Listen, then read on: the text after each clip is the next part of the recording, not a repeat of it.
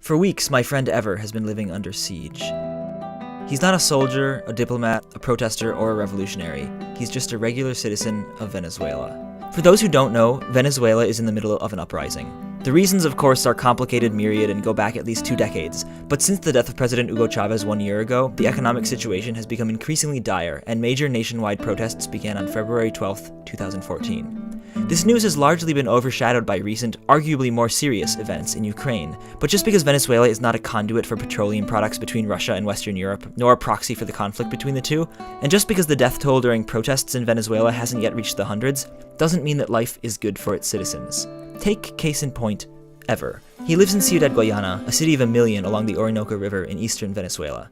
It is Venezuela's 6th largest city, with a dozen universities, including the one where Ever teaches, a major industrial center for iron and aluminum, many beautiful parks, and so on. But none of that matters at the moment, because on an average day in Ever's neighborhood, there are cars burning on the streets, tear gas wafting through his windows, and protesters barricading the main roads with trash, tires, and tree limbs, so the Guardia Nacional and everyone else can't get to where they're going.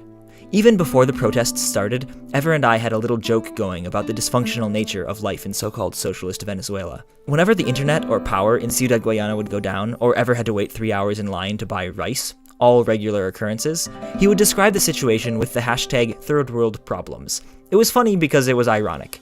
That's no longer the case. Now, Ever and his family and neighbors and countrymen have spent 2 months in a state of uncertainty. They still have third world problems on their hands, but the problems have grown much bigger than waiting in lines, even while those problems continue to persist. And then, this week, something else caught my attention. Ever started describing the situation in his neighborhood as quiet, or fine, during lulls in clashes between protesters and the Guardia Nacional. Things, at least from my vantage point 3,000 miles to the north, clearly weren't fine. They were just slightly less bad. I sent Ever the following email. Ever, I'm getting a little worried that your standards for quiet have become skewed. Yesterday you said it was quiet and several vehicles were lit on fire on your street. Today it was quiet and a National Guard man was hit by a bomb. I'm saying this partly in jest, but also to remind you what peaceful life is really like, so you don't become complacent and start accepting even a little insanity as being okay. Henry. Here is his beautiful response. You are right, Henry. I forgot to give you context for the video. He was hit by a firework, one of those that sounds very loud. They call it Matasuegra, Tumbarrancho, Bin Laden, etc. That guard was the captain that was leading. He got a very bad-looking injury in the upper left leg. Fortunately, he is alive.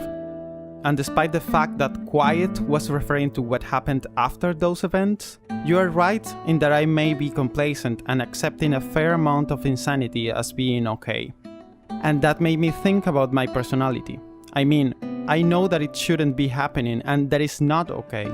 But the fact is that I live in an insane dysfunctional country where basic products such as milk, coffee, flour, and toilet paper are scarce to the point that people make insane long lines and even end up fighting and looting to get those goods.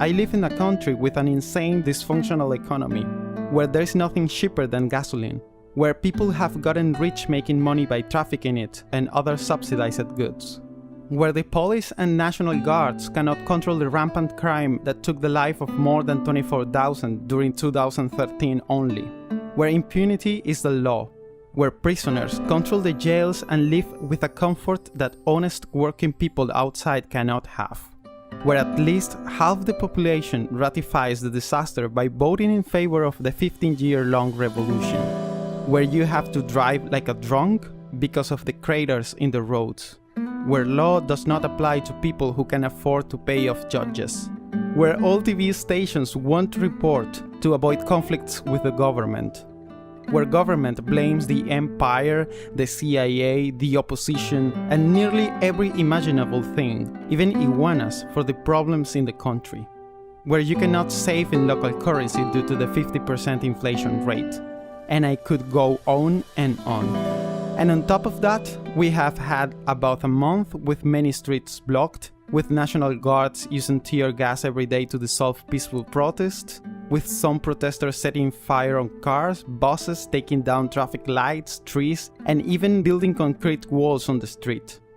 I have no control over any of these things. I can only talk, debate, and try to make people I know think carefully about what they do and support. And being complacent and accepting all this insanity may be a defense mechanism. If I don't do it, then I will live angry and embittered as many people I know do. I don't know if this is a good way to deal with frustration, but that's me, I think.